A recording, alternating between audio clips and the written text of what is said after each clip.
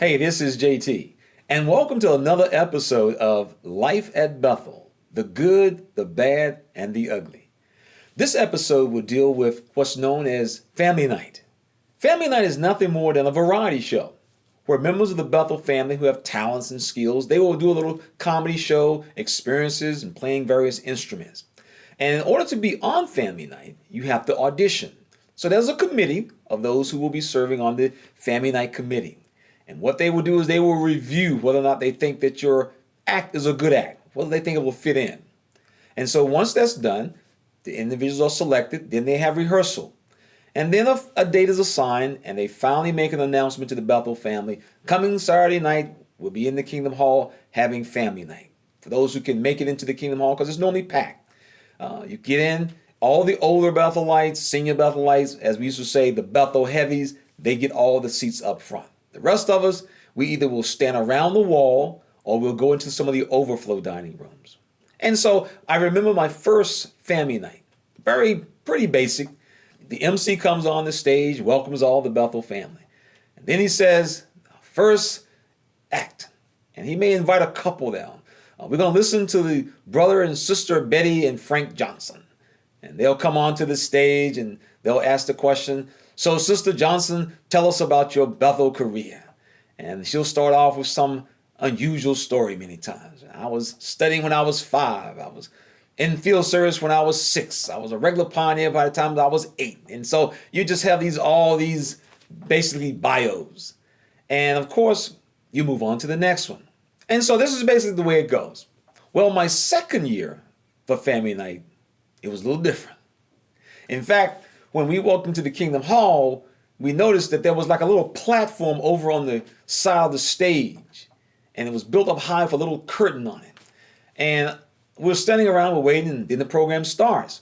But there's no MC. There's no MC. And all of a sudden, the little curtains of this little stage up on the top that they had built on this little box it opens up. And who do you see? We see the two grumpy old men, just like on the Muppets. And talking trash is what the two old grumpy Muppet men were doing.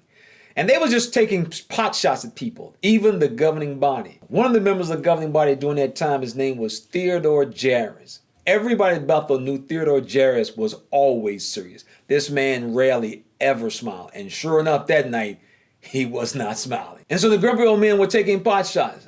Such things as, I know Brother Jarris don't want to be here tonight, but he's here. I mean, those guys were going off because they had the freedom. They were hiding behind the two grumpy old men. I remember people afterwards saying Jarris was not smiling. Jarris did not find it funny. But we did. We thought it was the funniest thing in the world. But the Bethel family, everybody else, especially all the young guys, it was the greatest thing in the world we ever seen. And so as the program moved on, we had different little acts. You had the little achy breaky heart acts, and then we had the little country western acts and songs being sung. And then it happened. You see, the grumpy old men announced a dance troupe. And interestingly, this group, when they came out, they were in full costume.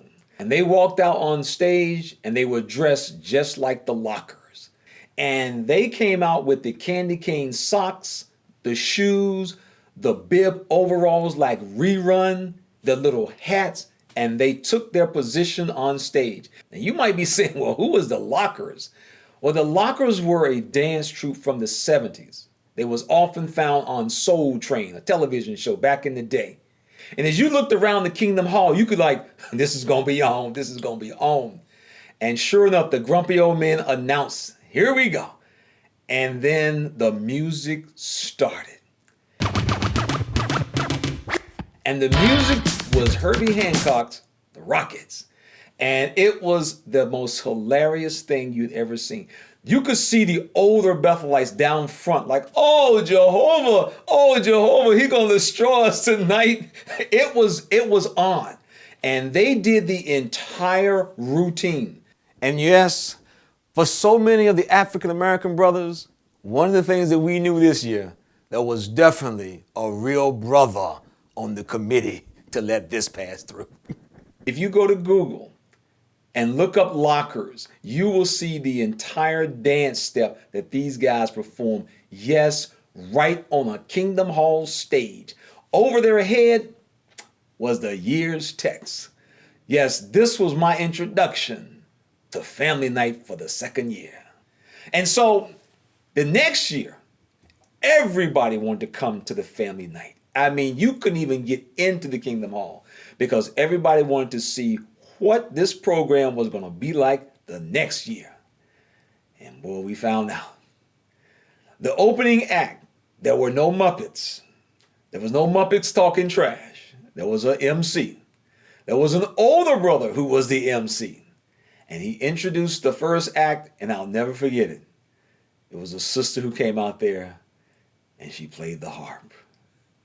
And the next act, there was a sister who came out, and she played the flute. And you could just see the air. You could just see the wind just taking out everybody's sail. I mean, it was just, it was like, oh man, what is this? And that is what family night became going forward. But you know, it's really interesting when you look back at it, because it took place in the Kingdom Hall. And I really want you to stop and think about this. As Jehovah's Witnesses, we were always taught that the Kingdom Hall was dedicated to worship. If you've ever attended a Kingdom Hall dedication, a new Kingdom Hall is built, they will have a special talk. And that talk is specifically designed to dedicate this Kingdom Hall to the worship of God. And I want you to think critically about this. Imagine if you had a Bible study. And you go to the Bible study, and the Bible says, look, I have a question. I want to ask you something. I was at church on Wednesday night. They had a program. They invited individuals to come out for the program. And so the program that we had, it involved secular songs.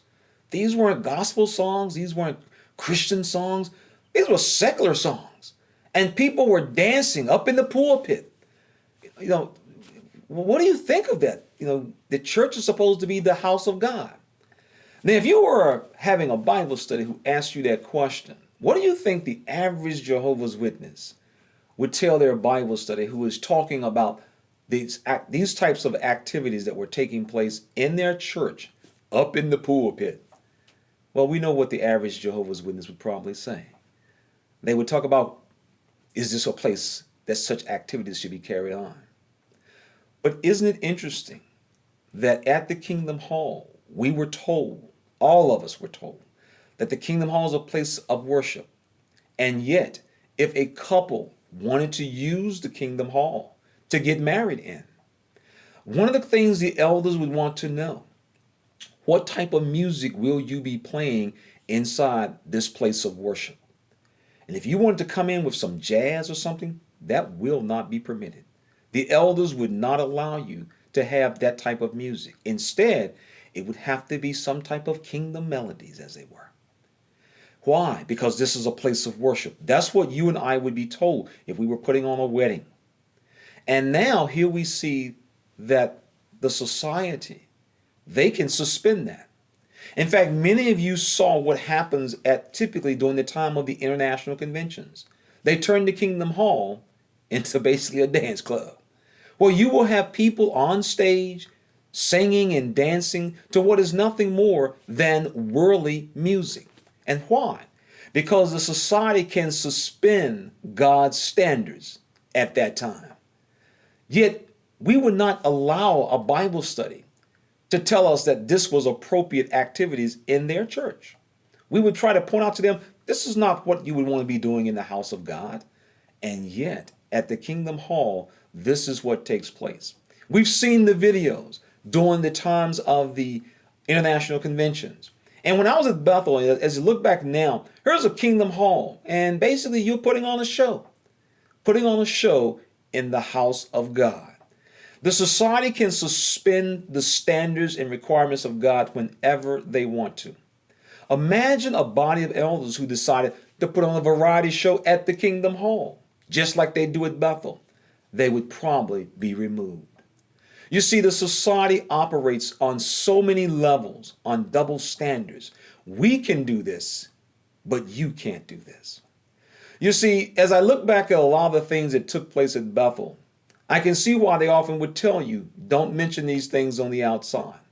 Because many times the friends wouldn't believe it. And I remember telling people this. No, we had regular music up on the stage. And no, not at Bethel, not at Bethel. I can't believe that, Brother JT. But we did.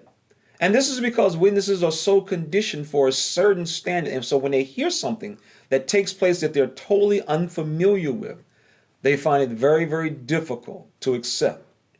And many of us, we know how that works.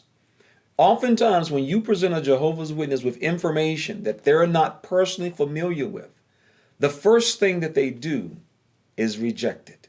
They find it is unbelievable, therefore it cannot be happening among God's people. But unfortunately, time and time again, we have seen things have taken place in this organization behind closed doors that if people knew, they would see the other side of this organization. This has been JT, and thanks for tuning in to Life at Bethel, the good, the bad, and the ugly. But we invite you to subscribe to our channel and be sure to hit that bell so that you can receive notifications when we upload new content. Give us a thumbs up if you like this video. This program was sponsored by Critical Thinkers.